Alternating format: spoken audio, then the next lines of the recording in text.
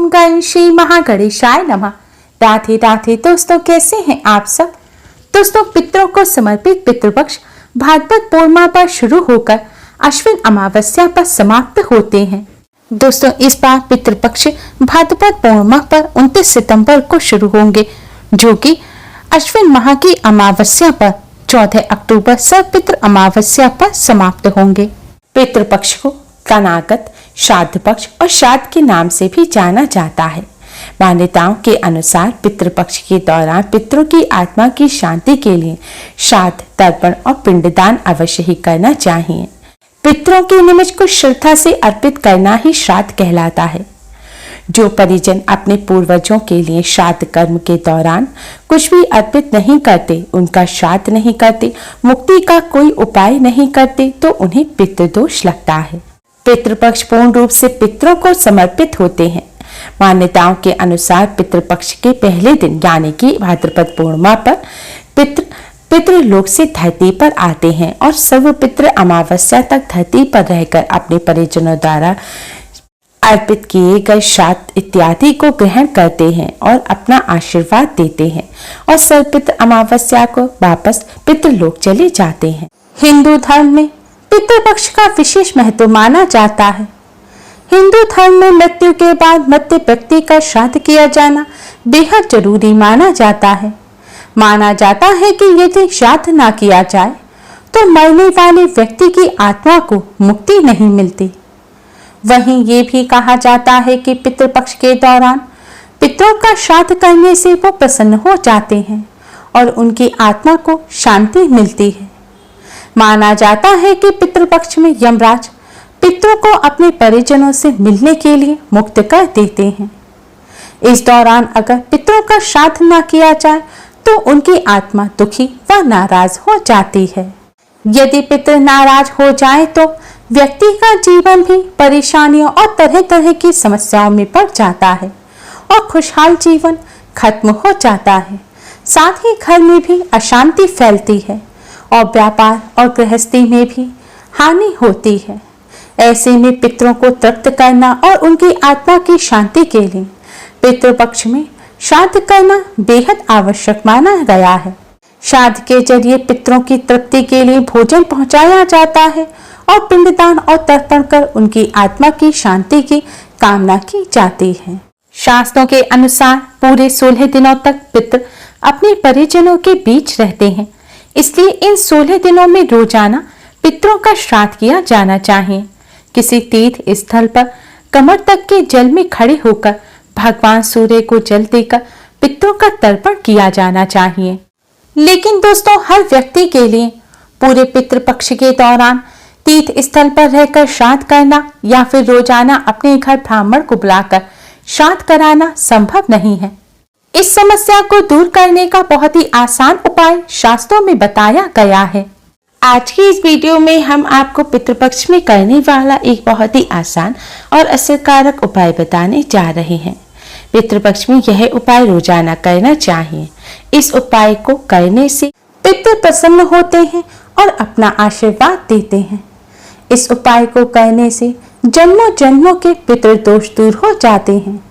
पितृदोष के साथ साथ ही काल सर्प दोष और सभी ग्रह पीड़ाओं से भी मुक्ति मिलती है। दोस्तों, इस उपाय को सही प्रकार से करने के लिए आप हमारी इस वीडियो को एंड तक अवश्य ही देखें। अगर आपने हमारे चैनल को अभी तक सब्सक्राइब नहीं किया है तो जल्दी से हमारे चैनल को सब्सक्राइब कर लें और बेल आइकन को हिट अवश्य ही करें, जिससे हमारी सभी नई वीडियोस की नोटिफिकेशन आपको फ्री में सबसे पहले मिल पाए। तो आइए दोस्तों, जानते हैं इस उपाय के बारे में। उपाय करने के लिए सुबह जल्दी उठकर स्नान करके स्वच्छ वस्त्र धारण करें।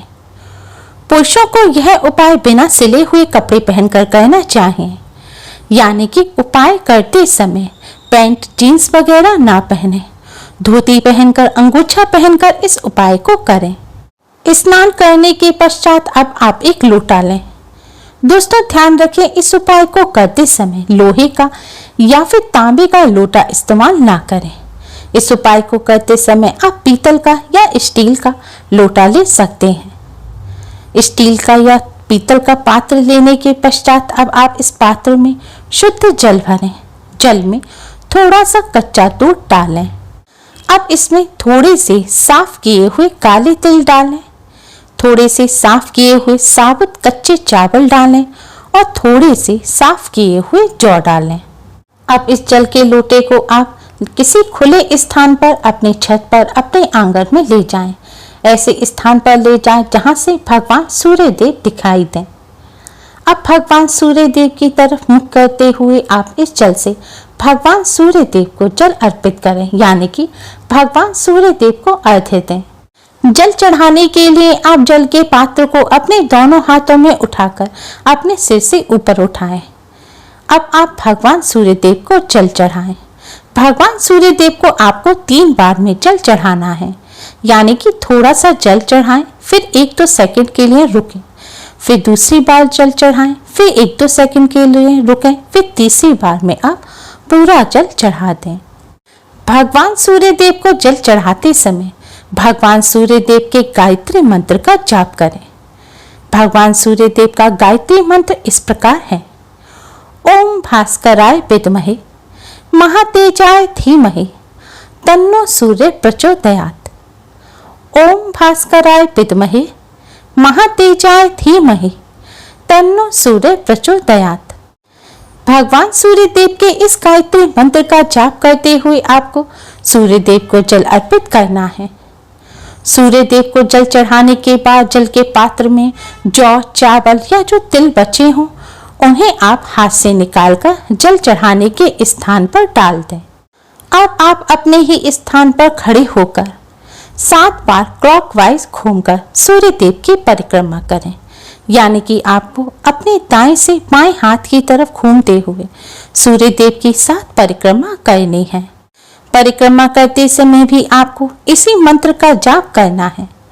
परिक्रमा करने के पश्चात अब आप भगवान श्री गणेश को प्रणाम करें, सूर्य देव को प्रणाम करें और पितृदेव को प्रणाम करें। इसके बाद सूर्य देव से अपने सभी पितरों की आत्मा की शांति की प्रार्थना करें। पितरों की मुक्ति के लिए आप प्रार्थना करें और पितृदोष से मुक्ति के लिए भी प्रार्थना करें। प्रार्थना करने के पश्चात अब आप पितृदेव को प्रणाम करें और पितृदेव के इस मंत्र का 108 बार जाप करें। मंत्र इस प्रकार है: ओम पितृदेवताय नमः, ओम पितृदेवताय नमः। आपको इस मंत्र का 108 बार जाप करना है। इस मंत्र का आप खड़े होकर या बैठकर कैसे भी अपनी सुविधा के अनुसार जाप कर सकते हैं। आप अगर सूर्य देव को घर से बाहर जाकर जल चढ़ा रहे हैं, आपके घर में जल चढ़ाने का कोई स्थान नहीं है, तो आप इस मंत्र का जाप अपने घर पर आकर आसन बिछाकर उस पर बैठकर भी कर सकते हैं। मंत्र का जाप करने के पश्चात पितृदेव को प्रणाम करें और पितृदोष से मुक्ति की प्रार्थना करें। जाने अनजाने में की गई अपनी सभी गलतियों की क्षमा प्रार्थना करें। परिवार की खुशहाली की प्रार्थना करें। दोस्तों, शास्त्रों में बताया गया पितृदोष से मुक्ति पाने का ये बहुत ही अचूक उपाय है। सदियों से यह उपाय हमारे पूर्वज भी करते चले आ रहे हैं। भगवान श्री राम ने भी अपने पिता दशरथ जी की आत्मा की शांति के लिए भगवान सूर्य नारायण का इसी प्रकार से पूजन किया था। पितृपक्ष के दौरान इस प्रकार सूर्य देव का पूजन करने से पितरों की आत्मा को शांति मिलती है, पितरों की आत्मा को मुक्ति मिलती है और जन्मों जन्मों के पितृदोष दूर हो जाते हैं। पितरों का आशीर्वाद प्राप्त होता है और जिन्हें अपने पितरों का आशीर्वाद प्राप्त होता है उन्हें सभी देवी देवताओं का आशीर्वाद प्राप्त हो जाता है और पितरों की कृपा से ही व्यक्ति जीवन में सफलता प्राप्त कर सकता है। पितरों की कृपा से ही जीवन में सुख शांति बनी रहती है। पुराणों के अनुसार जिनके पितृ प्रसन्न नहीं होते, जिन्हें अपने पितरों का आशीर्वाद प्राप्त नहीं होता, उन्हें देवी देवताओं का भी आशीर्वाद प्राप्त नहीं होता। उन्हें जीवन भर परेशानी और कष्टों का सामना करना पड़ता है। वो जिंदगी भर दुख भोगते हैं और उन्हें अपने जीवन में किसी भी क्षेत्र में सफलता प्राप्त नहीं होती। इस तरह सूर्य देव का पूजन करने से पितृदोष के साथ साथ ग्रह दोषों से भी छुटकारा मिलता है, क्योंकि भगवान सूर्य देव सभी ग्रहों के राजा हैं। जिन पर सूर्य देव की कृपा होती है उन्हें सभी ग्रह पीड़ाओं से भी मुक्ति मिल जाती है। सूर्य देव की कृपा से ही व्यक्ति को जीवन में उच्च पद और मान सम्मान की प्राप्ति होती है। दोस्तों, सूर्य देव का पूजन करते समय आप इस बात का विशेष ध्यान रखें कि सूर्य देव को आप जिस जगह पर जल चढ़ाएं वह जगह साफ होनी चाहिए। गंदी जगह पर आप सूर्य देव को जल अर्पित ना करें। इसके साथ ही अगर आप घर से बाहर भी जाएं तब भी सूर्य देव को जल चढ़ाते समय आप चप्पल जूते उतार कर ही सूर्य देव को जल अर्पित करें।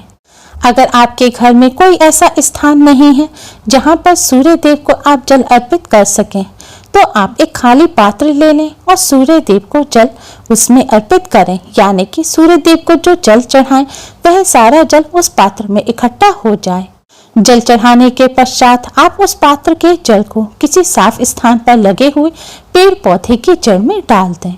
सूर्य देव को चढ़ाए हुए जल पर आप भूलकर भी पैर ना रखें, लेकिन जल चढ़ाते समय अगर छींटे पैर पर उड़कर आ जाती हैं तो उससे कोई दोष नहीं लगता।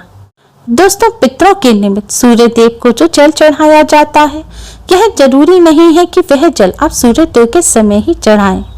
अगर आप सूर्य देव को इस तरह जल दोपहर 12 बजे से 1 बजे के बीच में चढ़ाएंगे तो अति उत्तम रहेगा, क्योंकि इस समय पितृ अपने परिजनों द्वारा श्राद्ध ग्रहण करने के लिए आते हैं।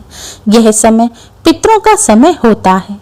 दोस्तों, इस बात का विशेष ध्यान रखें कि आप सूर्य देव को जल अर्पित करने से पहले कुछ भी खाएं नहीं। अगर आपको शारीरिक कोई समस्या है, कोई बीमारी है और आप बिना खाए नहीं रह सकते तो आप खा सकते हैं, लेकिन अगर आपको कोई शारीरिक समस्या नहीं है तो भूल कर भी सूर्य देव को जल चढ़ाने से पहले आप कुछ भी ना खाएं। सूर्य देव का पूजन करते समय इस बात का विशेष ध्यान रखें। उम्मीद है आपको हमारी ये वीडियो पसंद आई होगी। प्लीज लाइक करें, हमारी इस वीडियो को अपने फ्रेंड्स और रिश्तेदारों में ज़्यादा से ज़्यादा शेयर करें, जिससे वह भी इसका लाभ उठा सकें। हमारी और भी वीडियोस के लिए हमारे चैनल को सब्सक्राइब करना ना भूलें। Thanks for watching. Radhe Radhe.